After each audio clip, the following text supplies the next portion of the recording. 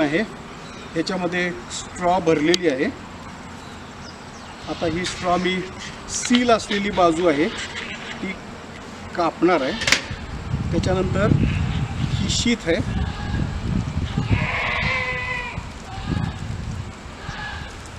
ही शीत ह्या गनवर लावणार आहे।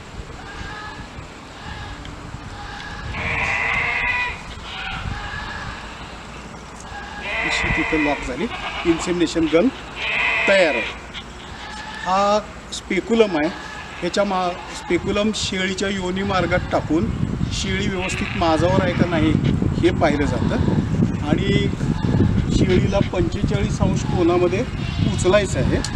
त्याच्या आधी तुम्ही योनी मार्ग साफ केला पाहिजे। जर काही घाण असली तर त्याच्यामध्ये इन्फेक्शन होऊ नये। हा स्पेक्युलम एक व्हॅसलीन किंवा खोबरेल तेल लावून लुब्रिकेट केला जातो। बऱ्याच वेळा आम्ही नुसता पाण्यामध्ये डिप करतो, झटकतो आणि हा स्पेक्युलम इन्सेमिनेशनसाठी वापरतो। शेळी उचलून घ्या। भारतामध्ये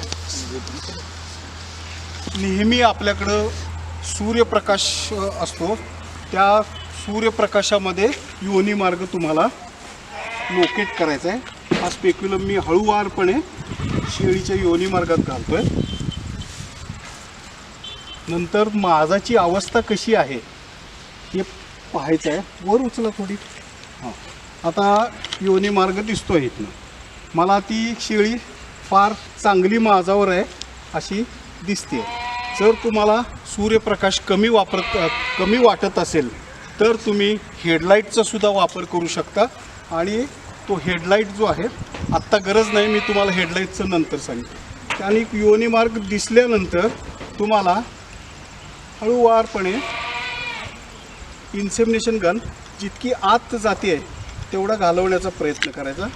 पहिल्या शेळीमध्ये जास्त फोल्ड पास करू शकत नाही, परंतु 40% शेळ्यामध्ये तुम्ही हा फोल्ड पास करून फार आतमध्ये जाऊ शकता।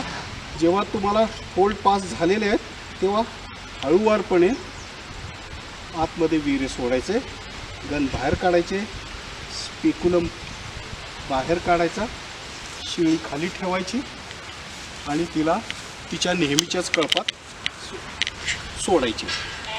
जेव्हा तुमच्याकडं उन्हाची कमतरता असेल किंवा दिसत नसेल त्यावेळेस तुम्ही हा हेडलाईट आहे तो वापरू शकता आणि हेडलाईटमुळं सुद्धा तुम्ही शेळीचा योनी मार्ग, सर्विक्स, कमलपुष्प ज्याला म्हणतात, तो बघून इन्सेमिनेशन करू शकता।